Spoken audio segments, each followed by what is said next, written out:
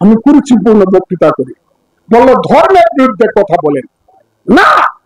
আমি ধর্মের বিরুদ্ধে কথা বলি না, আমি মুসলমান, আমি আল্লাহ রসুলে বিশ্বাসী মানুষ, আমি কোরআনে বিশ্বাসী মানুষ।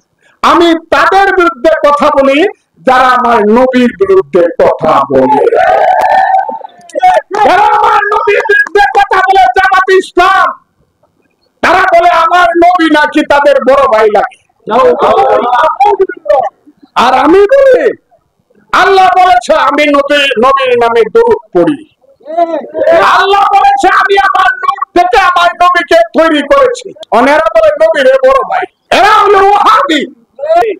আমি তাই জামাতের ওই ধর্ম, যে ধর্মকে বলা হয় জামার মধ্যে ধর্ম, এদের নামটা কি জামাতে ইসলাম না? জামাতে ইসলাম এদের নাম, মানে জামার মধ্যে ইসলাম, অন্তরে কোন ইসলাম নাই। আসল ইসলাম হলো সুফিবাদের, এটা হলো কালবের মধ্যে ইসলাম। আমি সেই ইসলামের পক্ষ।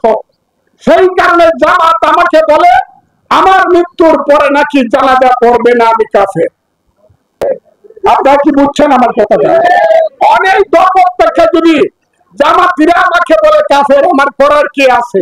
এবং সেই জামাতিরা আমার ধারণা চক্রান্ত করে আমার দলকে দিয়া, কি কারণে আমি জানি না, আমার কি অপরাধ, 3 মাসের জন্য বলছে তোমার স্থগিত করলাম, তোমার খালি মুখটা খোলা থাকবো আর কাম কর্ম হইব না বিএনপিতে। কি বুঝলেন? 79 বছর বয়সে হবে আমার শেষ সিলেকশন। আমি আমার জীবনের শেষ সিলেকশন ভাটি এলাকার মানুষের সামনে এসে তাদেরকে সাথে নিয়ে করতে চাই। আপনারা কি রাজি?